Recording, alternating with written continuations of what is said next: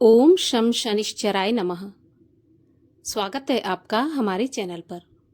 आज के इस वीडियो में हम आपको सुनाएंगे शनिवार व्रत की कथा। इसके साथ ही हम आपको सुनाएंगे हनुमान जी और शनिदेव की मित्रता के पीछे की रोचक कथा। ऐसा कौन सा कारण था जिसकी वजह से शनिदेव और हनुमान जी में मित्रता हुई? इसके अलावा हमारे चैनल पर आपको सभी प्रकार की व्रत कथाएं सुनने को मिलेंगी। तो सभी व्रत कथाएं सुनने के लिए और हमसे जुड़े रहने के लिए आपको केवल हमारे चैनल को सब्सक्राइब करके बेल आइकन पर प्रेस करना है और आज की कथा अच्छी लगे तो लाइक करके शेयर भी करना है। तो चलिए अब सुनते हैं शनिवार व्रत की कथा, परंतु उससे पहले सुनेंगे हनुमान जी और शनिदेव की मित्रता की कथा। शनि ग्रह सबसे क्रोधी और उग्र देवता के रूप में और ग्रह के रूप में माने जाते हैं। शनि ग्रह के प्रकोप से देवता भी नहीं बच सकते और मनुष्य भी नहीं बच सकते, इसीलिए शनि ग्रह उग्र माने जाते हैं। अब शनि देव की और हनुमान जी की मित्रता कैसी हुई, इसके बारे में एक पौराणिक कथा है जो कि रामायण काल की बताते हैं। रामायण काल में जब हनुमान जी सीता माता का पता लगाने के लिए लंका में गए, उस समय हनुमान जी ने पूरी लंका का भ्रमण किया। उन्हें बहुत सी ऐसी चीजें दिखाई दी जो भगवान श्री रामचंद्र जी के अनुकूल भी थी और प्रतिकूल भी थी। अनुकूल थी जैसे विभीषण का घर, त्रिजटा।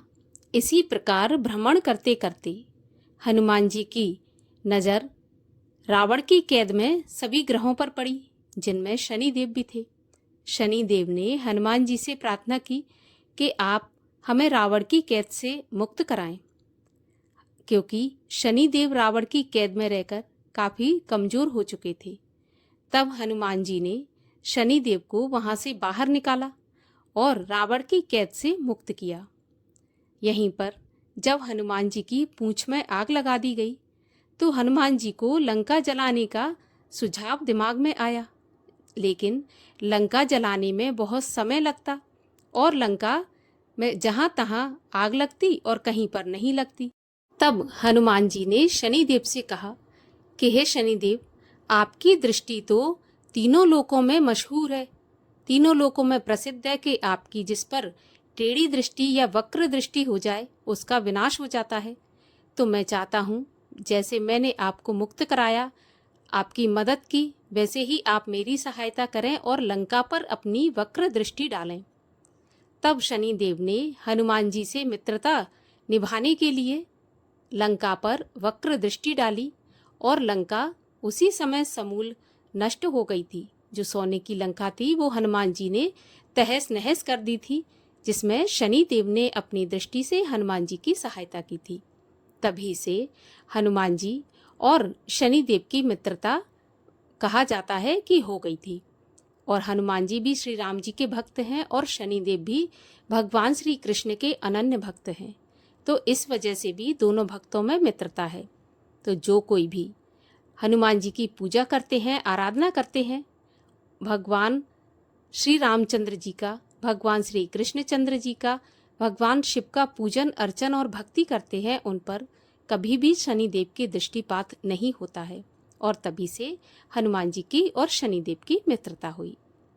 और अब सुनाते हैं आपको शनिवार व्रत के दिन सुनी जाने वाली शनिदेव की कथा। एक समय की बात है, सूर्य, चंद्रमा, मंगल, बुध, बृहस्पति, शुक्र, शनि, राहु और केतु, इन सभी ग्रहों में आपस में झगड़ा हो गया कि हम सब में से बड़ा कौन है। सब अपने आप को बड़ा बताने लगे।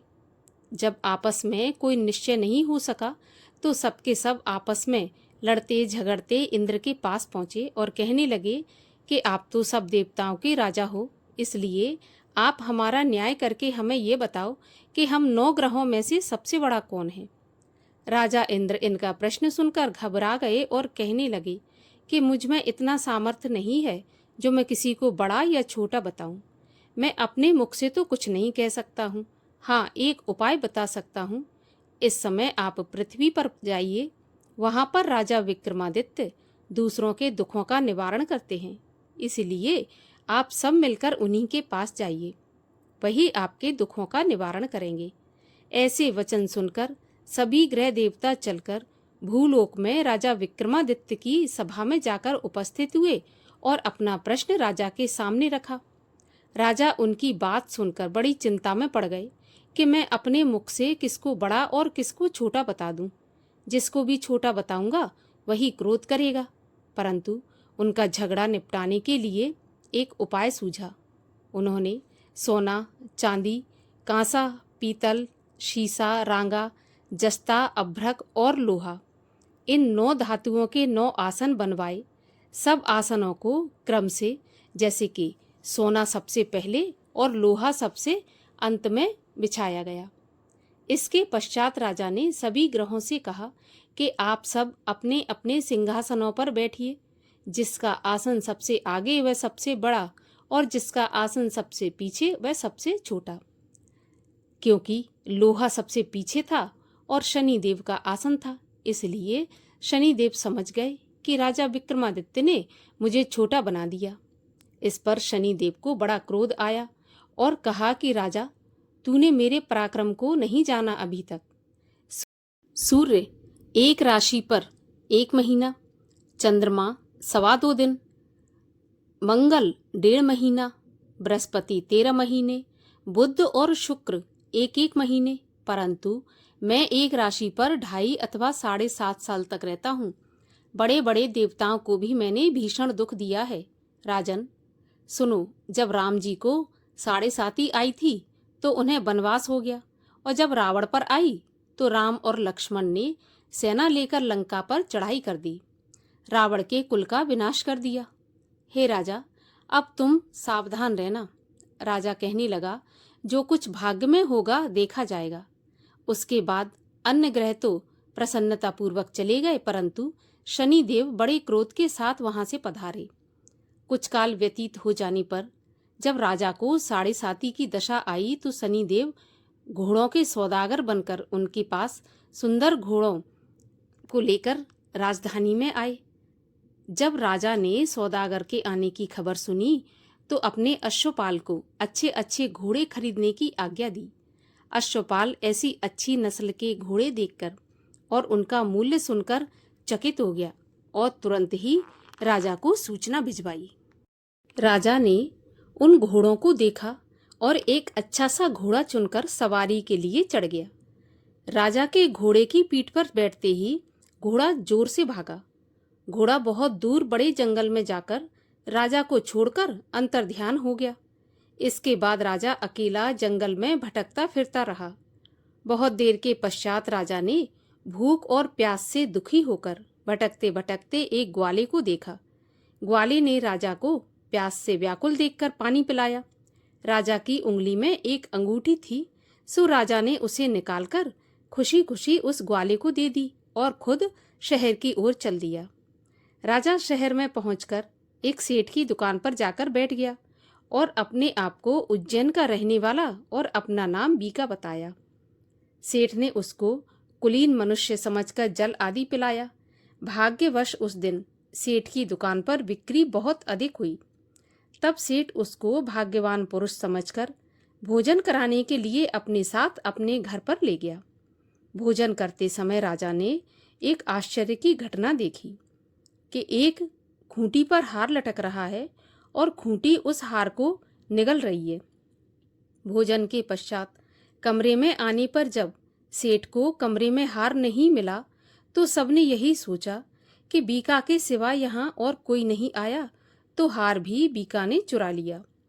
परंतु जब बीका से पूछा गया तो उसने साफ साफ मना कर दिया कि हार उसने नहीं चुराया। इस पर 7-5 आदमी इकट्ठे होकर उसको फौजदार के पास लाए। फौजदार ने उसको राजा के सामने प्रस्तुत किया और कहा, ये आदमी शकल से तो भला प्रतीत होता है, चोर मालूम नहीं होता, परंतु सेठ का कहना है कि इसके सिवाय और कोई घर में आया ही नहीं, अवश्य ही इसी ने चोरी की है। तब राजा ने आज्ञा दी कि इसके हाथ पैर काटकर इसको चौरंगिया किया जाए। राजा की आज्ञा का तुरंत पालन किया गया और बीका के हाथ पैर काट दिए गए। इस प्रकार कुछ काल व्यतीत होने पर एक तेली उसको अपने घर पर ले गया और कोल्हू पर उसको बैठा दिया। बीका उस कोल्हू पर बैठा हुआ अपनी जुबान से बैल हाँकता रहा। शनि की दशा समाप्त हो गई और एक रात को वर्षा ऋतु के समय वह मल्हार राग गाने लगा। उसका गाना सुनकर उस शहर के राजा की कन्या उस राग पर मोहित हो गई और दासी को खबर लेने के लिए भेजा कि देखकर आओ शहर में कौन गा रहा है। दासी सारे शहर में फिरती फिरती क्या देखती है कि एक तेली के घर में से चौरंगिया राग गा रहा है। दासी ने महल में आकर राजकुमारी को सारा वृत्तांत सुना दिया। बस उसी क्षण राजकुमारी ने अपने मन में यह प्रण कर लिया कि चाहे कुछ भी हो जाए मैं इस चौरंगिया के साथ ही विवाह करूंगी। प्रातःकाल होते ही जब दासी ने राजकुमारी को जगाना चाहा तो राजकुमारी अनशन व्रत लेकर पड़ी रही। तब दासी ने रानी के पास जाकर राजकुमारी के ना उठने का वृत्तांत बताया। रानी ने तुरंत ही वहां पर जाकर राजकुमारी को जगाया और उसके दुख का कारण पूछा तो राजकुमारी कहने लगी कि माताजी, मैंने यह प्रण कर लिया है कि उस तेली के घर में जो चौरंगिया है उसी के साथ विवाह करूंगी। माता ने कहा, पगली, ये कैसी बातें करती है? तेरा विवाह तो किसी देश के राजा के साथ किया जाएगा। तो कन्या बोली कि माताजी, मैं अपना प्रण नहीं तोड़ूंगी। माता ने चिंतित होकर यह बात राजा को बताई। जब महाराज ने भी आकर समझाया कि मैं अभी देश देशांतर में अपने दूत भेजकर सुयोग, रूपवान एवं बड़े से बड़े गुणी राजकुमार के साथ तुम्हारा विवाह करूंगा, ऐसी बात तुमको नहीं सोचनी चाहिए। तब कन्या ने कहा, पिताजी, मैं अपने प्राण त्याग दूंगी परंतु किसी दूसरे से विवाह नहीं करूंगी। इतना सुनकर राजा ने क्रोध से कहा कि यदि तेरे भाग्य में ऐसा ही लिखा है तो जैसी तेरी इच्छा हो वैसा ही करना। राजा ने तेली को बुलाकर कहा कि तेरे घर में जो चौरंगिया है उसके साथ मैं अपनी कन्या का विवाह करना चाहता हूँ। तेली ने कहा कि यह कैसे हो सकता है? कहाँ आप हमारे राजा और कहाँ मैं एक तेली? परंतु राजा ने कहा कि भाग्य के लिखे को कोई नहीं मिटा सकता। अपने घर जाकर विवाह की तैयारी करो। राजा ने उसी समय तोरण बंधन बार लगवाकर अपनी राजकुमारी का विवाह चौरंगिया बना विक्रमादित्य के साथ कर दिया। रात्रि को जब विक्रमादित्य और राजकुमारी महल में सोए तो आधी रात के समय शनिदेव ने विक्रमादित्य को सपना दिया कि राजा, कहो मुझे छोटा बताकर तुमने कितना दुख उठाया। तब राजा ने क्षमा मांगी। शनिदेव ने प्रसन्न होकर विक्रमादित्य को हाथ पैर वापस दे दिए। तब राजा ने कहा, महाराज, मेरी प्रार्थना स्वीकार करें कि जैसा दुख आपने मुझे दिया ऐसा किसी और को नहीं देना। तब शनिदेव ने कहा कि तुम्हारी ये प्रार्थना स्वीकार है। जो मनुष्य मेरी कथा सुनेगा या कहेगा उसको मेरी दशा में कभी किसी प्रकार का दुख नहीं होगा, और जो नित्य ही मेरा ध्यान करेगा या चींटियों को आटा डालेगा उसके सभी मनोरथ पूर्ण होंगे। इतना कहकर शनिदेव अपने धाम को चले गए। राजकुमारी की आंख खुली और उसने राजा के हाथ पांव सलामत देखे तो आश्चर्य को प्राप्त हुई। उसको देखकर राजा ने अपना समस्त हाल कहा कि मैं उज्जैन का राजा विक्रमादित्य हूँ। यह बात सुनकर राजकुमारी बड़ी प्रसन्न हुई। प्रातःकाल राजकुमारी ने अपनी सखियों को बताया कि यह राजा विक्रमादित्य हैं जो कि उज्जैन के हैं।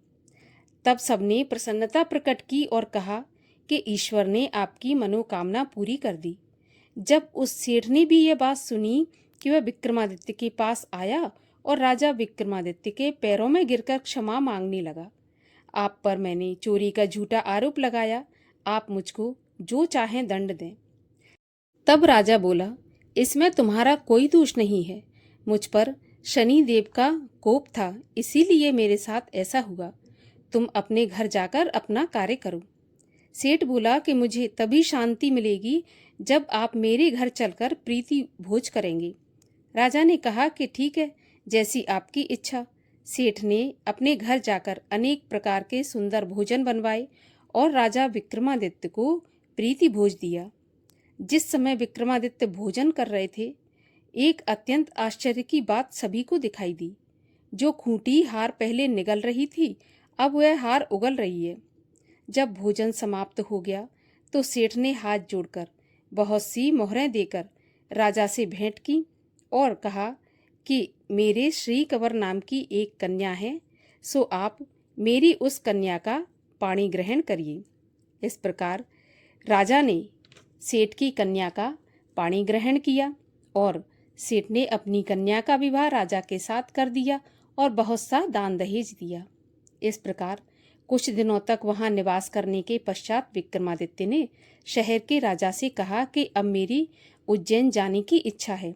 फिर कुछ दिन के बाद विदा लेकर राजकुमारी मनभावनी और सेठ की कन्या श्रीकवरी तथा दोनों जगह के दहेज में प्राप्त अनेक दास दासी रथ और पालकियों सहित राजा विक्रमादित्य उज्जैन की तरफ चल पड़े। जब नगर वासियों ने अपने राजा के आने का समाचार सुना तो समस्त उज्जैन की प्रजा अगवानी के लिए आई। तब बड़ी प्रसन्नता से राजा अपने महल में पधारे। सारे शहर में बड़ा भारी महोत्सव मनाया गया और रात्रि को दीपमाला भी की गई। दूसरे दिन राजा ने शहर में यह सूचना कराई कि शनि देवता सभी ग्रहों में सबसे ऊपर हैं। मैंने इनको छोटा बताया, इसी से मुझको यह दुख प्राप्त हुआ। इस कारण सारे शहर में सदा शनिदेव की पूजा और कथा होने लगी। तब राजा और प्रजा अनेक प्रकार के सुख भोगती रही। जो कोई शनिदेव की इस कथा को पढ़ता है या सुनता है, शनिदेव की कृपा से उसके सभी दुख दूर हो जाते हैं। शनिवार की कथा शनिवार के दिन अवश्य पढ़ना चाहिए या सुनना चाहिए। बोलिए शनिदेव महाराज की जय। हनुमान जी महाराज की जय।